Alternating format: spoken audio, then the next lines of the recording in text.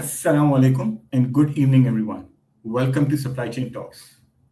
I'm Noman Ali, founder and CEO of Supply Chain Talks, and I'm pleased to host today's live webinar, People, Process, and Performance, Building Resilient Cold Chain Organizations in the GCC.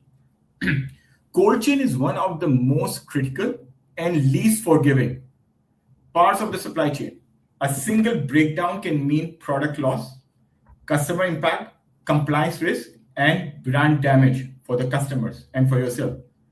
So today's session is designed to be practical and leadership focused. What it really takes to build resilient cold chain operations in the GCC through the right capabilities, disciplined execution, and performance measurement.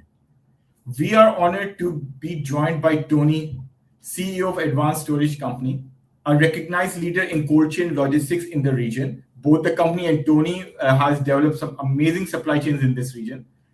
Tony will share real-world insights on common gaps, what the top performers do differently, which operating rhythms matter most, and where technology creates measurable impact. A quick note on the flow for people who will be joining and who have joined.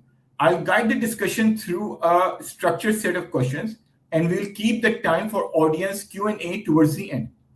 Please drop your questions in the chat as we go, along with your name, company, and city, preferably, so we can bring you into the conversation and answer your questions at the end of the session. All right, let's get started. Tony, welcome to Supply Chain Talks. Great to have you with us. Thank you. Appreciate it, Norman, and it's a pleasure to be here. When we talk about cold chain and cold chain resilience in the GCC, we're not talking about refrigeration systems or warehouse size anymore. We're talking about whether an operation can perform consistently and under pressure every day. Because in our world, in the cold chain world, one temperature deviation or any service failure or lacking visibility, it doesn't just impact cost. It impacts food security and potential safety. So there's also brand reputation, and ultimately it's customer trust. And that's what we tend to seek in any operation, and particularly in cold chain. And what's really clear, and I've worked in the GCC, I've worked in Saudi, I've worked in Yemen, I've worked in the UAE. And what comes across in all those areas and those regions is winning is not necessarily having the biggest facility. It's having the strongest people that are disciplined, that are process driven, and we have clear performance data that we can physically see the activity. And that's what resilience looks like in practice, really, is having the people, having the processes, and having the visibility. And once you've got that, then you can build and expand on your operation. And hopefully that's what I'm looking to discuss today. And it's something I've been looking forward to all week. So thank you, Norman. No, it's my immense pleasure that you gave us the honor to join us on our webinar. When I talk about you and I mention your name to different leaders, especially in Saudi and especially people who are ex-Savola or in Savola, they only have great words for you, and they only remember you with what you have achieved for them. So again, it's an honor for us to have you here. So since we are touching the subject of resilience, Tony, so you explained what resilience means, but when you look around yourself and in this whole sector, so what are the most common gaps that you see in the cold chain organization when it comes to resilience, creating that resilience? Because cold chain is all about delivering something which is extraordinarily difficult and has a lot of compliance attached to it. Yeah, I mean, looking at resilience, it's all about protecting the product integrity and service performance. And at the end of the day, if you look after both the integrity of the product and you look after the performance of your people, processes, and practices, the profitability will look after itself. So even when the operation is under pressure, you look after those particular practices within the operation, and everything should work. In practical terms, it means that the operation delivers the same results, whether it be on a difficult day or whether it be on a good day. And none of those practices should change. They should always remain the same. And if you've got robust practices, then you build a tight network and your people fully understand the role within the operation. Then you've got a resilient stonewall operation. The most common gaps are having an infrastructure without having the same strength in the operational governance practice. So we have a full infrastructure, but without having the governance practices to back it up. Look at WMS, for instance. To have a WMS that's fully embedded into the daily routine that manages performance depends on individuals. It depends on the individuals using it correctly. And if you've got within ASCO, for instance, we are ISO accredited, and part of our processes and part of the standard that we have are a set of key process data. So SOPs are embedded within that structure. They are used as a training platform. So we've got common training across all of our 5 sites. So we've got structured processes with great visibility, because some of the gaps is that visibility, or one of the main gaps is that visibility from end to end, whether it be upstream or downstream. I think one of the biggest gaps is that visibility. And not having that visibility basically distracts you from operational decision making. It doesn't give you the opportunity to make objective and the right decisions at the right time. So if you look at resilience as an organization, you've got to be process driven. It's got to be data led and people enabled.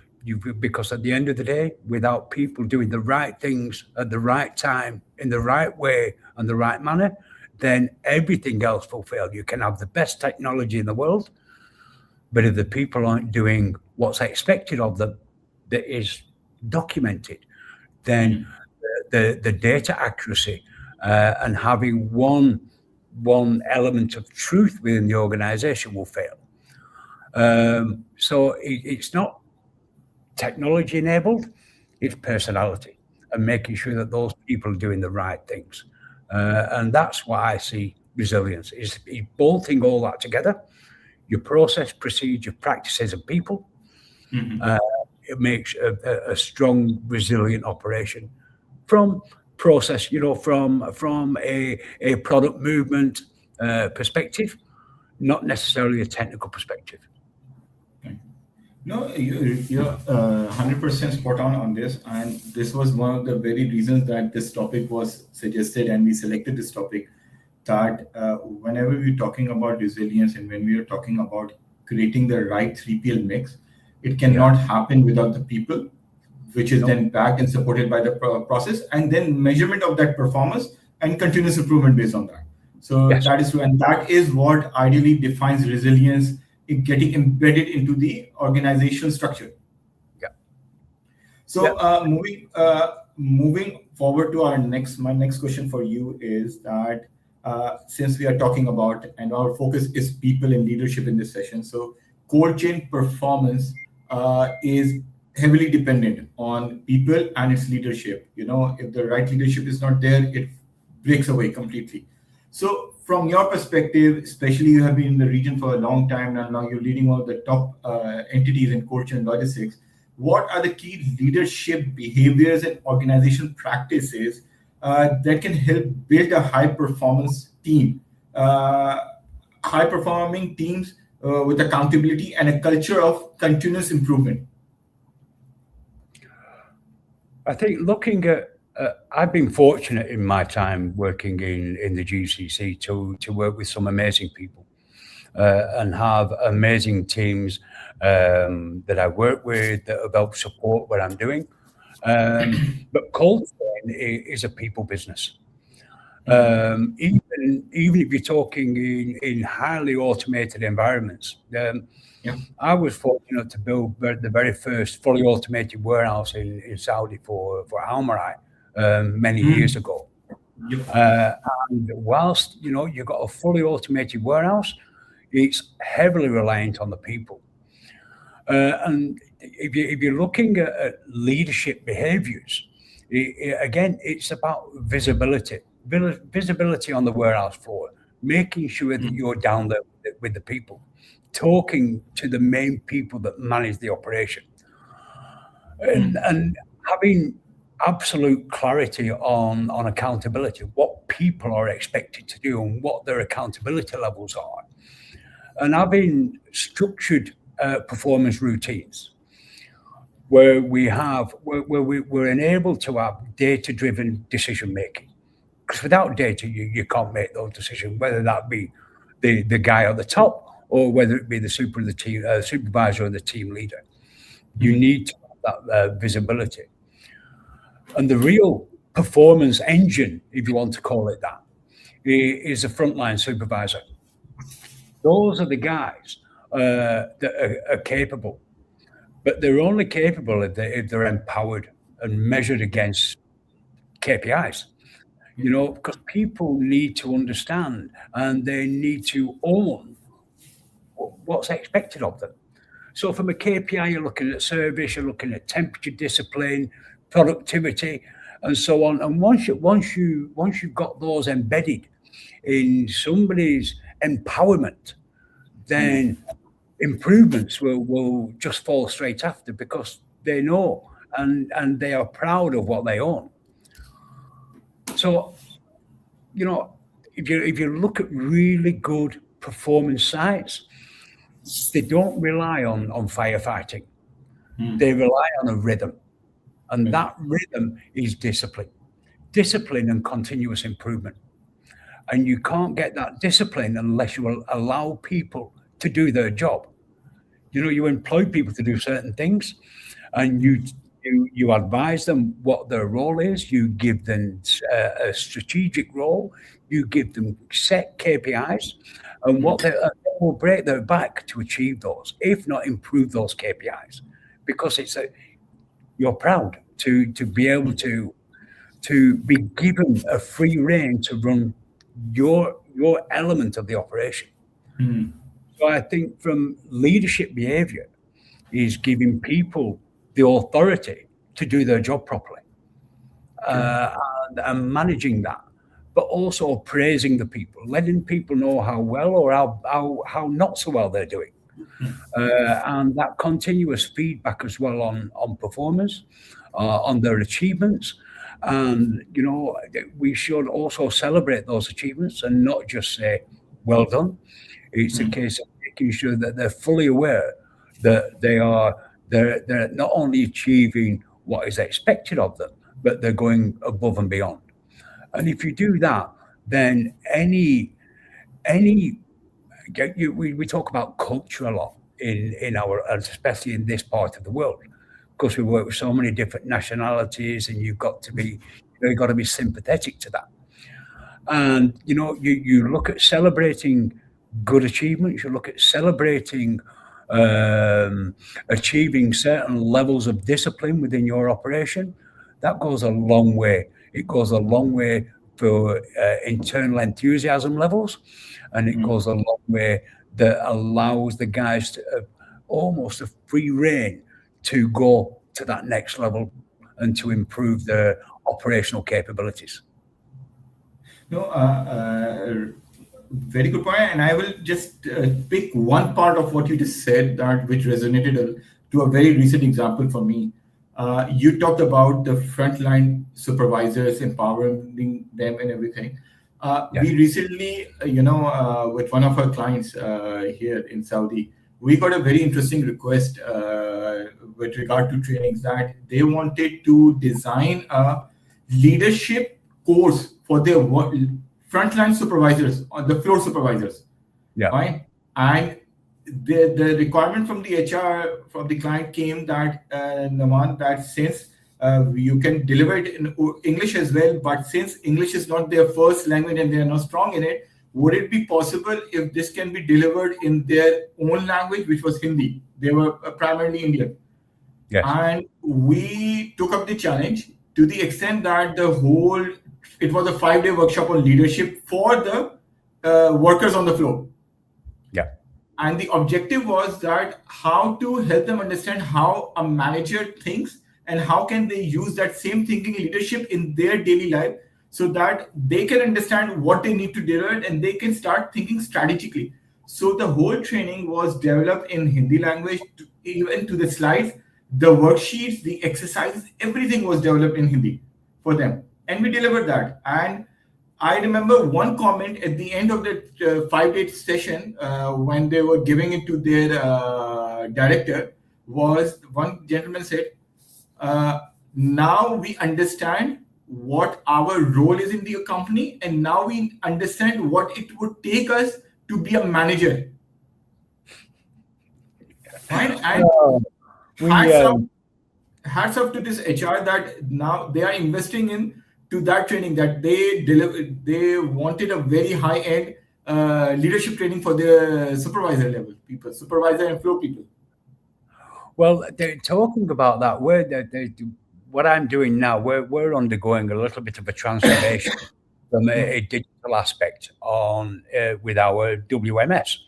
And part of that is conducting training for the frontline guys. So this is below supervisor level. This is the actual operators. 80% of my operators are Urdu speakers.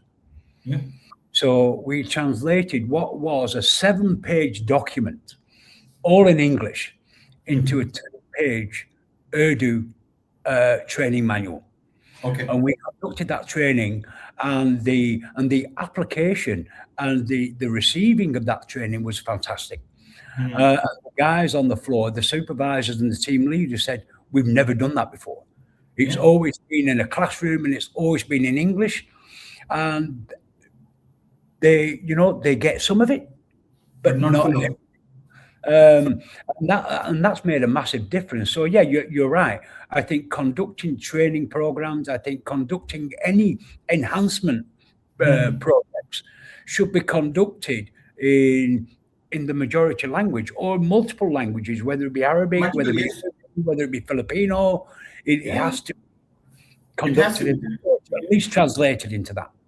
Exactly. So I just wanted to share that with you because it resonated what you just said to a recent thinker. So now moving forward to our third topic, which is around the SOPs and the governance. So cold chain operations, they demand precision and discipline. Fine, you cannot operate without that. So what governance structures, and since you are going through a transformation within your organization as well, so it's very close to you. So what governance structures, SOP frameworks, and operation, and you mentioned the word rhythms as well. So operational rhythms are most critical to consistently protect product integrity and the service performance. So if we're talking about governance, SOPs, operational rhythm, again, going back to cold chain resilience, it's all built on routine and not reaction. You need to have that precedent in place. So you've got to have clear governance. You've got to have defined roles and escalation paths and all that kind of thing. SOPs are mandatory. SOPs are not only mandatory, but they have to be incorporated in such a way that we just spoke about, Noman, in a manner that people understand. and that they are trained into the operation, and that they are regularly audited. Because what we train today may change tomorrow. We all know with upgrades with WMS, with ERP, MRP, and that kind of thing, is that there's elements of retraining. So we need to ensure that that is regularly updated. So, and those audited profiles and those trained practices have to be embedded within any digital tools, like, let's say WMS, for instance. And then what you have is a structured operational rhythm. You've got to have daily reviews on that, which focus on service. So your daily service, whether they be toolbox talks, whether they just be a general shift handover, but where we are on service. And then we got service, and then any temperature fluctuations and so on, obviously monitoring because of the safety and security aspect. And then from that, you look at your weekly sessions, which will focus on performance. That performance will be done at function level, whether it be receiving, whether it be handling, whether it be put away, picking, loading, and look at any potential root causes where we've had lapses in any of those practices. And from those root causes is look at the resolution for that, not just find the root cause and say, oh, we know what went wrong, is to find the root cause and then put a remedial action in place to ensure that we don't fall down that same gap again. And then from that is then have your monthly reviews that focus on any strategic improvement that we can make. What that does, it creates an element of predictability. And at the end of the day, predictability is what your customers pay for, because they need to be confident that what you're doing, they can rely on tomorrow, and they can forget about. They're paying for a service, they expect it to happen. So again, it's all about that operational rhythm. It's on about having regularly reviewed SOPs, and it's about embedding your WMS practices or whatever technology practices, whether it be yard management, TMS, is ensure that those are embedded within those SOPs and are regularly reviewed and audited for any changes or manipulation that may or may not happen within that technical bedding that you've got within an operation. No, you are right. And a comment just came that predictability is a good term. And yes, predictability is a good term because that leads to reliability. So unless until you're predictable about good performance, not predictable about that you will fail, but that you will always deliver, that is where your customer they start trusting you, and you become a reliable and trustworthy partner to them. So predictability is very important, definitely. Yes. Having said that, and we have been talking about the training, the reviews, and everything performance. So, and interestingly, like this morning, I was at University of Business Technology here in Jeddah. I was giving a lecture on to the supply chain students, and the talk was around what to expect when they move from the academic into the corporate world. What are the shocks and how they should prepare? You know, that linkage between academia and the corporate world industry. And I was talking to them about the performance part, and I was showing them some levers and what you need to for different sections. So obviously, cold chain logistics come with its own unique levers as well. That yes, definitely OTIF on time in full is a very important one. But in your view, what are the most important operational levers that as a leader that needs to be reviewed and the organization needs to be consistent about them, while obviously maintaining the compliance requirement, the temperature control, and everything? The operational integrity needs to be stay intact. If we look at OTIF and temperature compliance, having your consistent on time in full, whilst maintaining that level of temperature controls.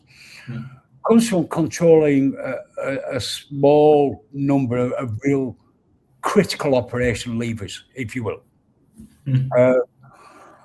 So if you look at your OTIF, if you get your slotting and your storage strategy embedded within your process and your WM procedure, then looking at reducing your dock to stock timings, that allows you to integrate your transport planning processes and your warehouse execution levels. You then got your preventative maintenance, which is a massive factor in cold chain, because without preventative maintenance of your refrigeration systems and your MHE, because your MHE is working in an export environment, so you need to make sure those are regularly maintained. And learn labor planning.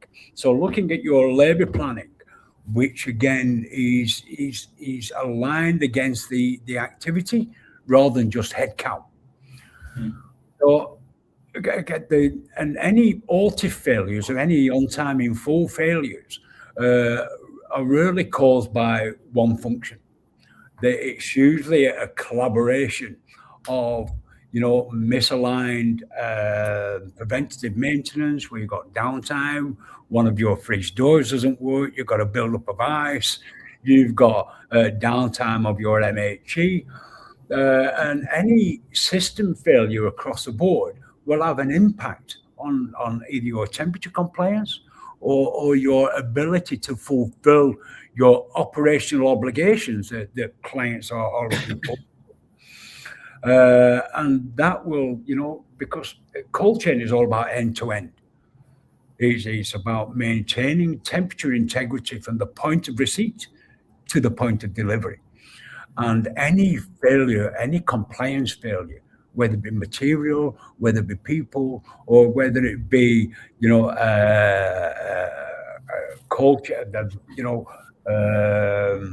refrigeration technology or whatever it be, will have an impact on that. So having visibility on all that, having visibility on making sure that your processes are in place for your slotting and storage strategy will improve your picking strategy as well because of availability and obviously travel time for picking. Your dock to stock time will improve your stock availability. It will potentially reduce the level of inventory value for your clients because of the faster turnaround. So they're all levels or all levers that improve the operation, but more importantly, they allow you to be confident in the SLA you have on your OTIF to ensure that percentage is always in the 99+%, and that you have an operation that is compliant with all the temperature regulations and temperature monitoring and so on. Making sure you've got practices in place to monitor and manage any failures in any of those processes. Okay, perfect. So definitely, now we talked about so many measures and everything, and then it brings me to my next question that with so many demands and your customers have all different behaviors that they want different SLAs and everything. So, and this cannot happen now in today's age with so much of high speed response time which is needed and the complexity of operations. Technology is a reality that we cannot run away anymore from. Fine. So from that perspective, digital transformation has become a very key focus for all the 3PLs. Even if they have it now, they're improving it, they're jacking it up, they are making it more resilient, more powerful in everything. Who didn't have it, now they are reviewing it, they are investing into it. So that wave is happening now. And so from your experience, and you have gone through what I understand and know that you have gone through a lot of digital transformation for your organization in the yesterday years as well and now as well. So which technologies, typically create the most measurable impact, and what mistakes should organization avoid during its adoption? this is really close to my heart because I'm currently going through a digital transformation project within ASCO at the minute, and the technologies that really create the greatest measurable impact for me is WMS. So once you've got that fully enabled into the operation, and then you've got real-time temperature and asset visibility, labor management tools, performance analytic dashboards, if you will. So you've got that enabled.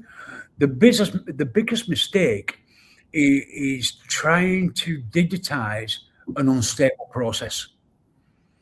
Because if you have an unstable process, then you're just pasting over the cracks. What it should do, what any digital implementation should do, is enforce process discipline and make sure that it provides real-time visibility, because that is king. That is gold dust, to have that real-time visibility, not the day after, not 1 hour after. Having that real-time visibility is gold dust, because that allows you to make much faster decisions, whether that be for me, whether it be for my managers, my directors, my supervisors, my team leaders. Everybody's got the same visibility, and everybody can react and make better decisions so much quicker. And it should never be used to automate poor operational practices, because what you tend to find in any operation where you're going through a transformation program is people will always revert back to what they know best, and that is they like the manual operation, and they'll do a little bit of the RF, and they'll do a little bit of manual, and those are relatively poor practices. So embedding that mindset and having going back to the training tools to ensure that people are fully aware and fully understand the impact of their actions will give them the right understanding, and will give them the right empowerment that will give them the opportunity to see the impact of their actions. And then we can steer away from poor operational practices, because those are the biggest downfall. Those are basically the biggest mistakes I see, is that you've got dual practices when you're trying to implement digital practices, because people will always revert to what they are comfortable with. So ensure you keep on top of that, and that you maintain a similar standard practice across the board with every operator in every one of your facilities on every shift, because the one that will go wrong is at 2 a.m. in the morning when you're in bed.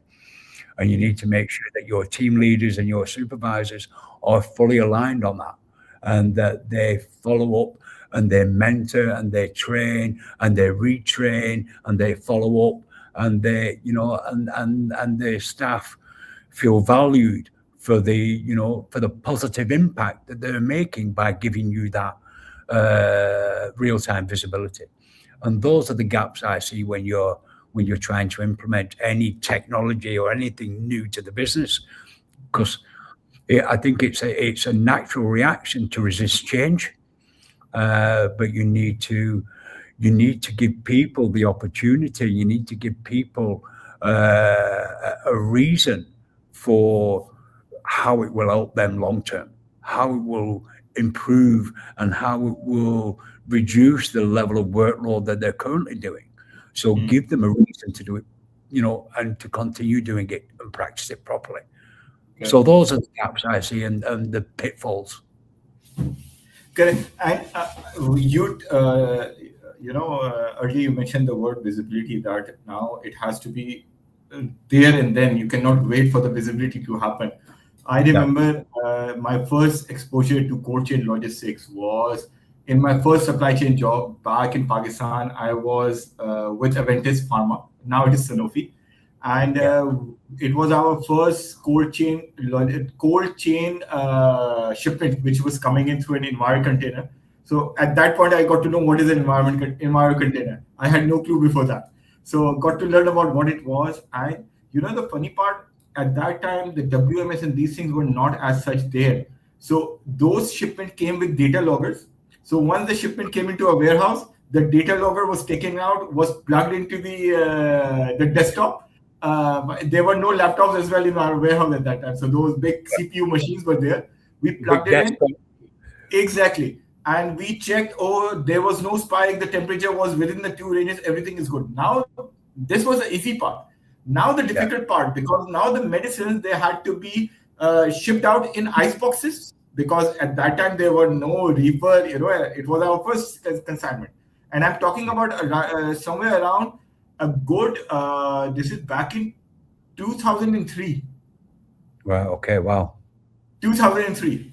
Fine. Yeah. And then every ice box with the medicines, data loggers were put in, and they were sent out to all the different distribution centers and up to our pharma reps. Then they were asked to take the data logger out, email the data file back to us so that we can review. Everything is okay. Then we gave the okay. Now you can sell it. Yeah. So imagine the visibility that we had, in which we had to wait 7 to 10 days till the shipment reached there. We get the file and everything. So we have come a long way.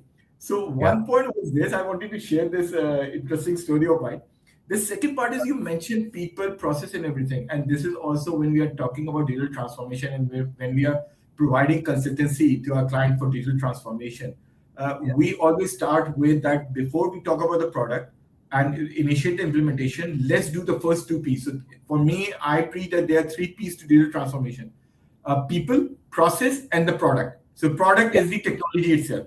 So first, make your people ready, make them embrace that this transformation is happening, do the change management for the people, embrace them, upskill them, everything. So you need to invest in your people. Then you need to ensure that your processes are up to date. They are not what we have been doing this for the last 20 years, so we will implement the same thing. No. Bring your processes to world-class standards, and this is where, engage professional people. Do not engage people within your company because they don't know what the world-class standards are, because they have not seen the outside world. And then you talk about the product then. So the people and the process is very important. If you don't do that, the product will fail by default. Yeah, and part of that digital transformation journey, it goes back to when we discussed the SOPs and the process and governance and so on and so forth, is making sure that we track those SOPs and that those are regularly reviewed, and anything new that is trained into the operation, or any process or operational change is updated. So we've got a document, we've got basically a training manual, which an ISO manual should be, that allows that continuation and commonality across all your operation. Correct. So right. So I'll now move to my next question, and I will link it to the terminology of predictability. So when we are talking about predictability, right? So as our customer expectations, they are rising up and everything. So how does cold chain operators and leaders like yourself balance that predictability or standardization and compliance to processes with the need of the flexibility and high responsiveness that the customer is looking for? And especially when, as a 3PL operator, you are not just managing one type of product, you're managing multiple customers, multiple products, multiple demands, everything is multiple. It's a chaotic world of logistics for you. So how do you as a leader balance this part?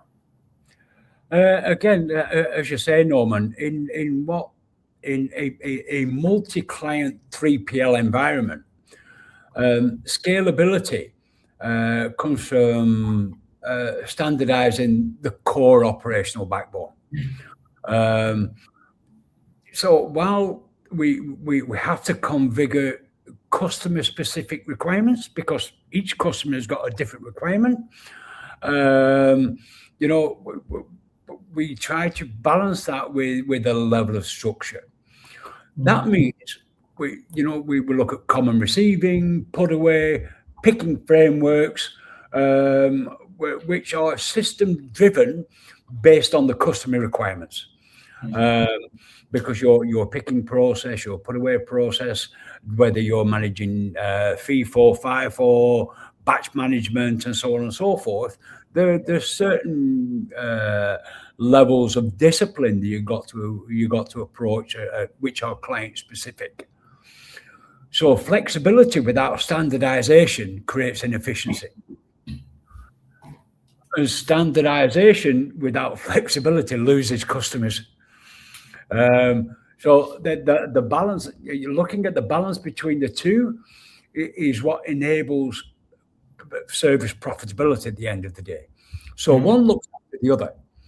And as long as you're fully in mind of that, and you're fully aware that each client that you have has their own specific requirements as regards of how you handle their product, and you embed that into your process, 90% of the operation across the board is standard. You're receiving, you're put away. Again, you've got some specific requirements, maybe at batch level. You've got quality whole products that need to be handled from an SFDA perspective.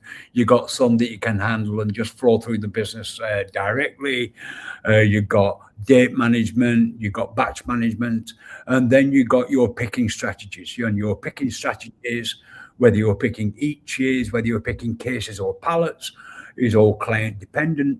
And if you've got an environment that allows you that level of flexibility, and again, that is done when you're setting the client up, when you receive it from a WM perspective, and your master data.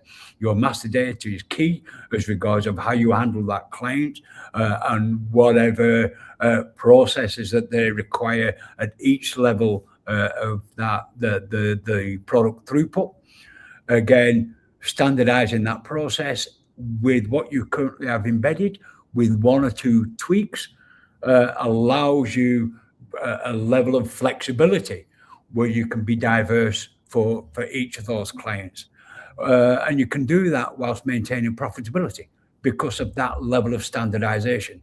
People are doing the same thing almost every day, albeit for different clients, but with one or two. But that is, again, will be technology driven rather than waiting while Abdul Rahman comes in to understand what's happening on the next shift. It has to be that way. And by standardizing the process, it allows you that level of flexibility. And same with flexibility, allows you to be more comfortable with your client interactions and selling your services to a client as well. Okay, perfect. Thanks. So my next question, even though we touched it early on as well, but I would like to still go back and let's talk about operational excellence and the cold chain environment. So obviously cost and service levels, the OTIFs and everything, that is important. But apart from that, as a leader, to ensure or to reflect or to achieve true operational excellence, which performance indicators are the best that can reflect that within the cold chain environment? Cost and service level are king. Yeah. And they will drive your operation. And any KPIs show whether your cold chain is under control, whether that's your temperature, any temperature deviations, your dock to stock time, inventory accuracy, your any claims ratio, your dwell time, audit compliance, labor productivity and their activity. These indicating these measures that indicate those levels of stability, quality, and trust at the end of the day. They're the real drivers in any cold chain operation. So if you've got a tool that allows you real-time visibility on all those touch points, then you're holding a pot of gold. If we look at one of the winning factors for the company I work with is our technical ability to provide information instantly to our clients. We provide, aged product, close sell by date product, product movements, product turn, batch management control, and they love that, and that is for them it's gold dust, and they save an absolute fortune on product loss by being able to provide that. But what allows us to do that are having those measures in place, whether it be inventory accuracy, whether it claims dwell time, audit compliance, whether it be temperature control audit, whether it be quality control audit, or anything, and then our productivity ratios from a staff thing. So those measures allow us to reflect as an operation, and I'm proud to say that we are probably one of the best in the kingdom at that. It allows us to showcase our operational excellence, and that's, I won't call it a USP, but it's a fantastic selling point for us. And having those practices and processes in place and measured capabilities allows us to basically bare our chest to the client. We have nothing to hide. This is what we've got. This is how we do it, and this is how we measure it. Exactly.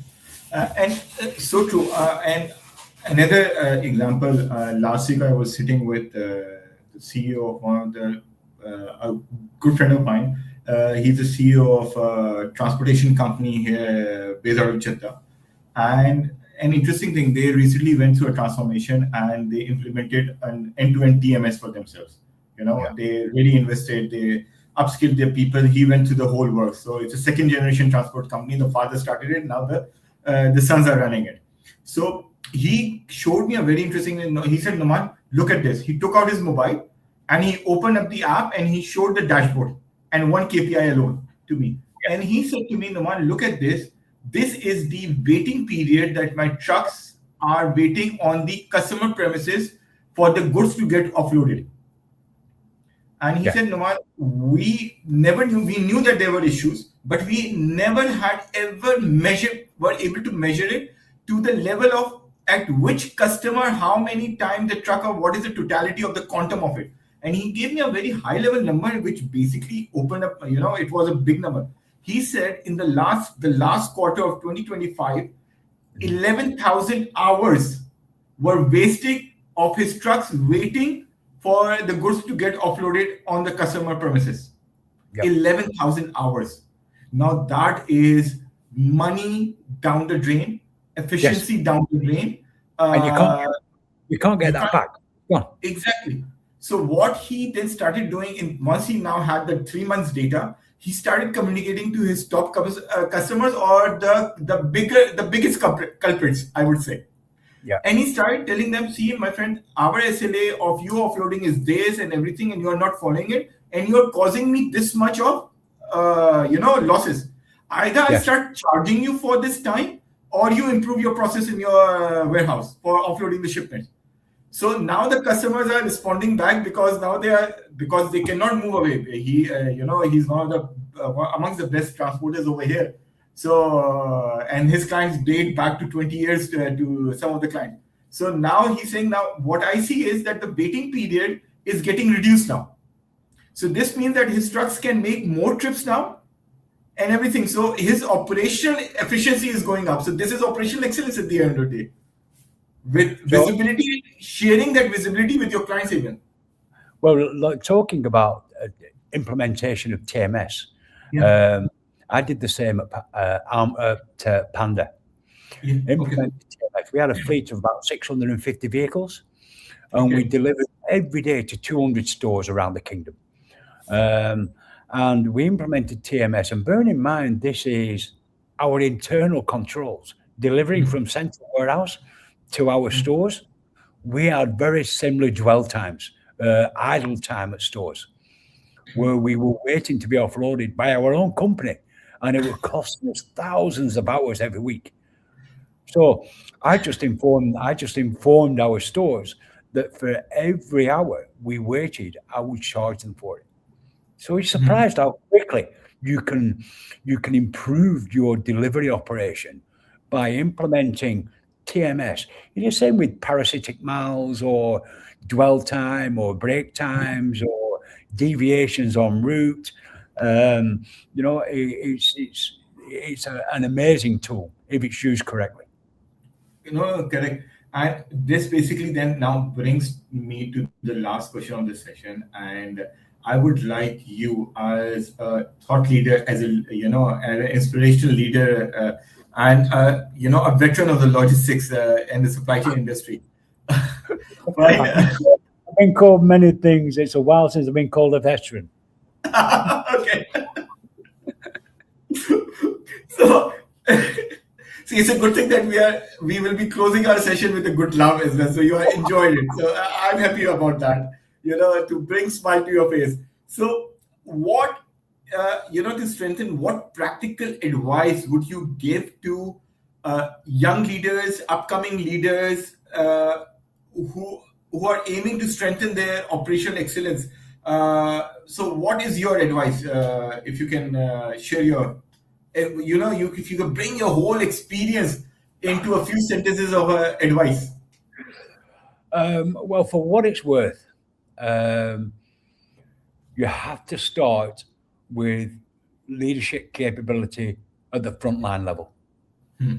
So at your supervisor and team leader level, you've got to ensure that you've got the right people in the right place, that have got the right understanding and the right knowledge.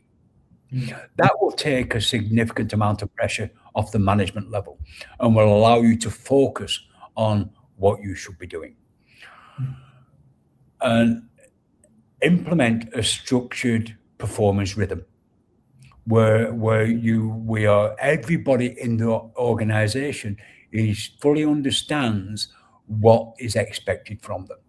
If people know what's expected of them, they will do it. It's when you don't have clarity on that people will start deviating and do things that they think they should be doing, not what they should actually be doing. And have full operational cost visibility. So from a senior perspective, having that cost visibility within each operational model that you're managing. Okay. So you know what it's costing your receiving team. You know what it's costing your handling and put away team. And if you can do that, then your managers are able to manage that, and they can manage that cost base and help you improve that cost base as well. And using digital tools to enforce process discipline. So the tools that you have is they follow a process. You buy a WMS tool, which aren't cheap. They are expensive, but people buy them and they just use them as a badge. They don't use them as a practical tool. If you buy an expensive tool, you want to make sure that it's doing what you paid for, and then obviously you put those operational practices and processes in place, and you make sure that they are strictly followed. And design your operation for scalability from day one. Not for what you've got. If you are limiting your capabilities, if you're just looking after what you currently have, you need to think further than that. And the operation that you've got, the practices and processes that you put in place, can you expand that? Is it scalable? Can you expand on that? So I would say design any operation to ensure it's scalable. Very great advice. I will just, again, because I enjoy something which resonates with me. You mentioned expensive tool. I was sitting with the IT head of one company, logistics company here in Jeddah, and they went for an expensive WMS.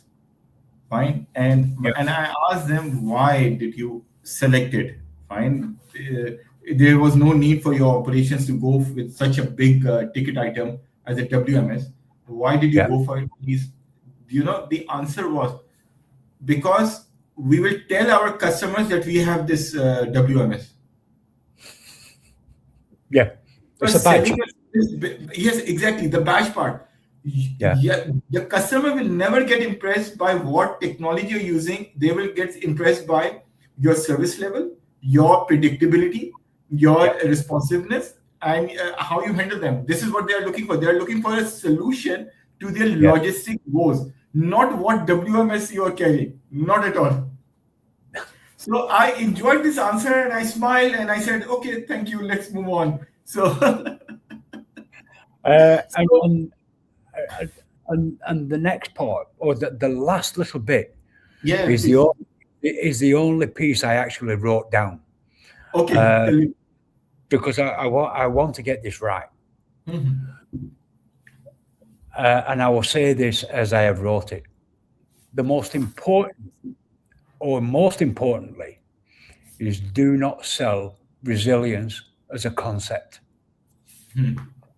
Prove it through consistent, measurable performance.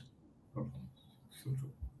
That is probably the most important thing within any 3PL, not just cold chain, within any 3PL. Because in the GCC today, customers expect performance to be demonstrated, not promised.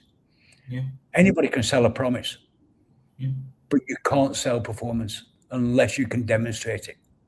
yeah. And I'll give you a very fresh example. I received an email today about we are demonstrating a solution. So the email came from the supply chain head of that company that Noman, fine, let's go and look at the demo, but I will give you 3 months of data and you need to demonstrate that how the tool is going to elevate our business. Yeah. This is their requirement. Demonstrate. Do not make promises. Show me. I will give you Yeah. the data. So we said, okay, 110%, we will do that because we are not into making empty promises. We will demonstrate to you. But again, thank you, Tony. But before we conclude, I would like to take some of the questions. There are some Yeah. very interesting questions. The first one is from one Mr. Fahad Tahir. He's asking you, with increasing energy costs and sustainability pressure, how should cold chain organization redesign processes today to remain resilient 5 to 10 years from now? Energy costs and is a massive topic. Now, if you're looking between now and the next 5 or 10 years, you've got to be looking at potential renewable energy. Not only from a resilience perspective, but also from an environmental perspective. And I think the only way to do that is to look at your operation. You need to look at how your energy is used. In cold chain, it's expensive. So I would suggest is I don't think processes, unless you've got very strict door operational practices in place to ensure that you don't get any temperature leakages or any cold leakages, or having very strict door operation models in place. There's very little operationally you can do to reduce your cost because the cost is in your coal plant. But I think going forward, renewable energy is probably the way forward. Yep. No, 100%. And around early this month, I was driving down to Yambu, and I've heard about it, but I've never seen it. I saw those solar farms in Ramesh that were being put, that were there, and now more extension is happening. More solar panels are being put up, and those are huge and massive solar farms, which are coming up in Ramesh right now. And then there's also a Rabik Logistics Parks, which is coming up. The logistics zone is coming up over there. So I enjoyed on one end of the highway the solar park, and on this side of the highway a logistics park coming up. So great for the country. So next question is from my friend Matthew. He is based in Dubai. He's the founder and CEO of Logisci, yes, ex-DHL guy.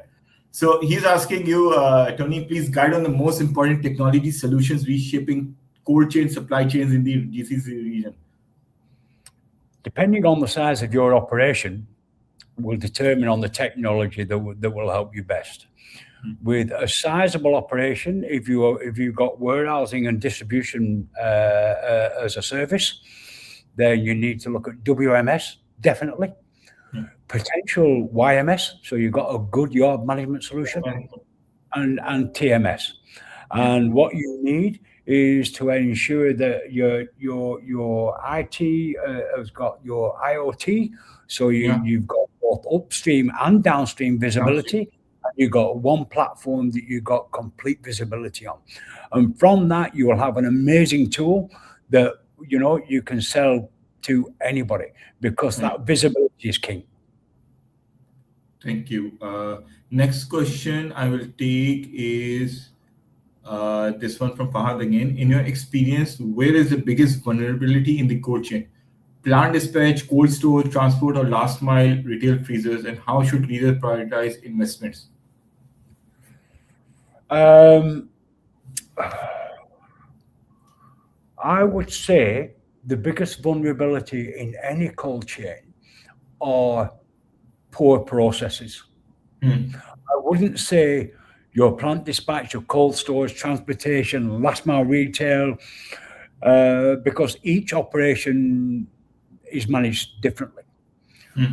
What is common across all operational facilities is discipline, practice, and process. And I would focus on those. If you've got very robust SOPs, practices, and processes, and you've got technology where you can manage and monitor those, then I think you'll have a fairly robust operation. And I don't think you can pick out one element of vulnerability unless you've got visibility of it and you can see where the gaps are. I think that is too broad of a brush to give a specific answer to. Okay. Thank you. I'll just share one comment.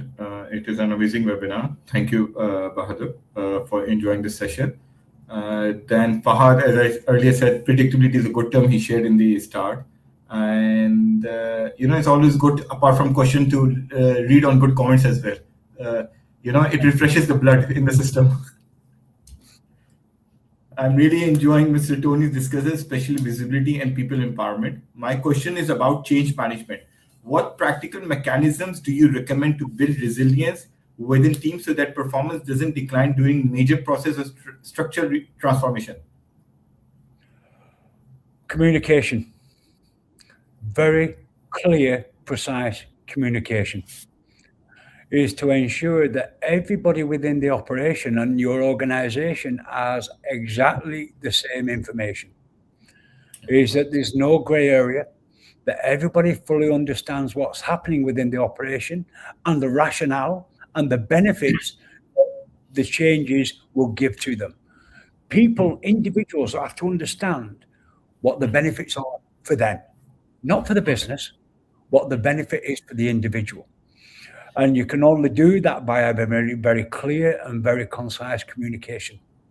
And that is across all levels. So everybody's getting exactly the same message. You don't have different messages for different operation models or for different operational areas. It's one common message. And that message explains the benefits that individuals are going to get out of any change. Okay. Thanks. Then we have a comment. Hello. Hi, Javed. Assalamu alaikum.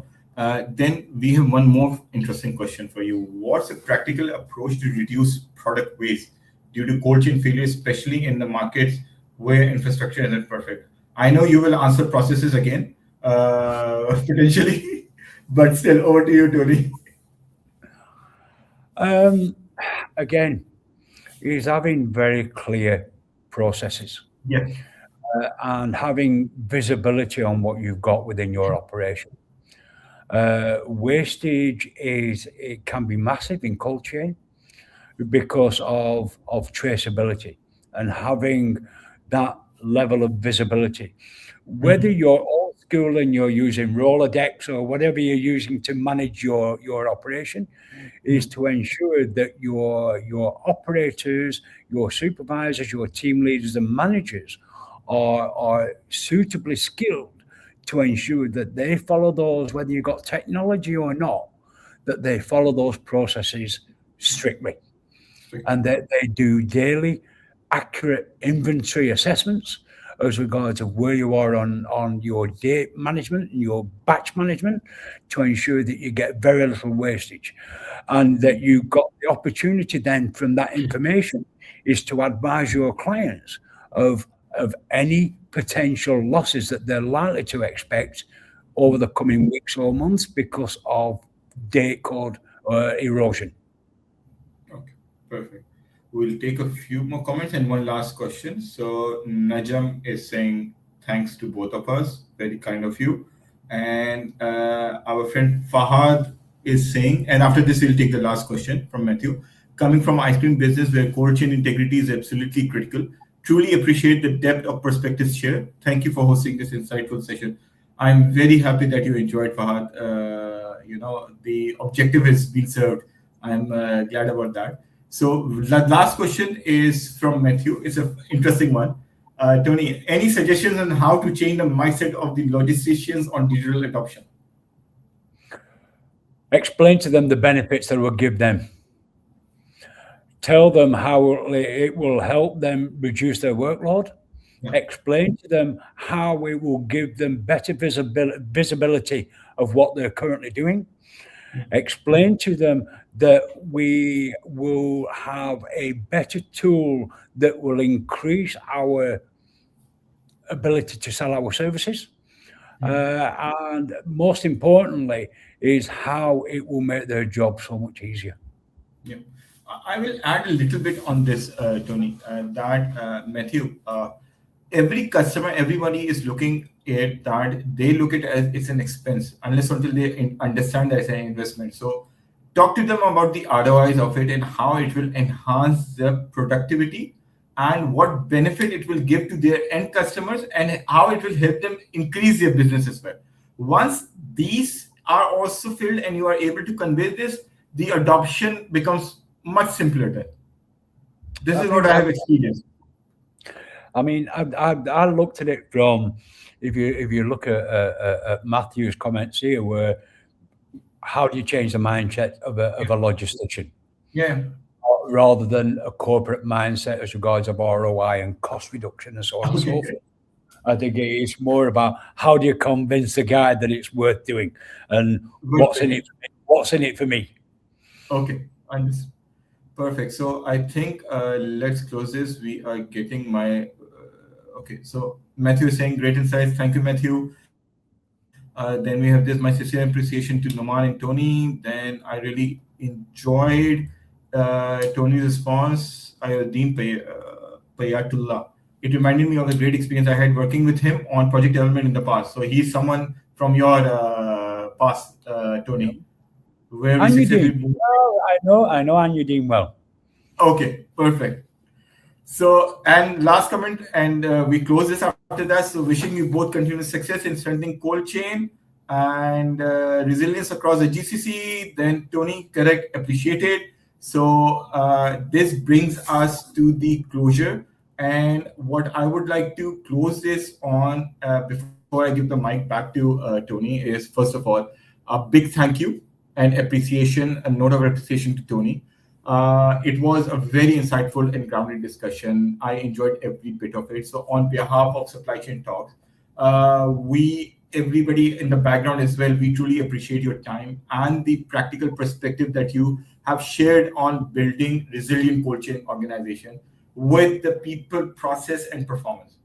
And on the other hand, to everyone who joined us live today, thank you for your participation and the excellent questions. It was a learning experience for me as well. I hope you're leaving with clear takeaways you can apply, whether it is strengthening leadership behaviors, tightening governance and SOP rhythms, improving your OTIF, or changing the mindset of logisticians and making smarter choices in digital adoption. If you found this session valuable, please follow us SCT Supply Chain Talks on both LinkedIn and YouTube for upcoming webinars and executive sessions. We'll also be sharing this session recording shortly with everyone. Once again, a big thank you to Tony and thank you everyone. Have a great evening and stay safe and stay resilient. And what I understand so far, I'm just checking that, is it Ramadan yet or not? I think Ramadan has been announced. So tomorrow is 1st of Ramadan. Ramadan Kareem, everybody. Ramadan Kareem, everyone. I hope you have a blessed month. I want to thank Noman and the team for the invite. I didn't think it was going to last an hour, so I'm shocked that we managed to talk for an hour, Norman. But I really enjoyed that, and I think if any information shared today has helped just one person, it's been a valuable hour. So thank you very much for the invite, Norman. My pleasure. Thank you. Take care. Thank you, Tony. Have a great evening. Bye-bye. Okay, bye-bye.